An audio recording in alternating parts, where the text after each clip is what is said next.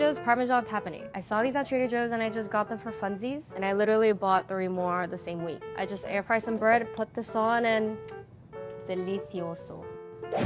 Celemax cleanser and sunscreen. I never had a favorite cleanser until I got this one. It just feels super light, cleanses my face really well, and I love it so much I wanted to try more of their products, so I got their sunscreen. And this is Pore and Dark Spot Brightening Care Sunscreen. I'm not sure if it'll help with my pore and dark spots, but I do like how it's super moisturizing and light.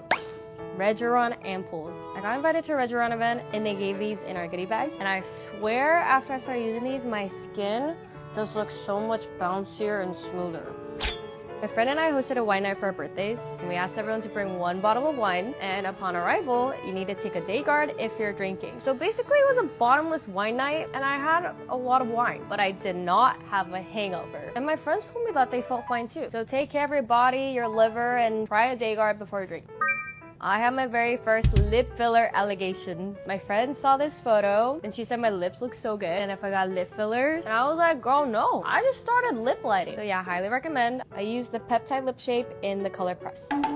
No explanation needed. Just look at them. They're just, oh my god. These are from the Korean brand Rockfish. It's my first shoes from them and they're so cute but also so comfy. In New York, I'm always walking a lot, so I always reach for my sneakers, but these, I'm not even kidding, are comfier than my sneakers. And last but not least, the Nami Yuzu Grey Matcha.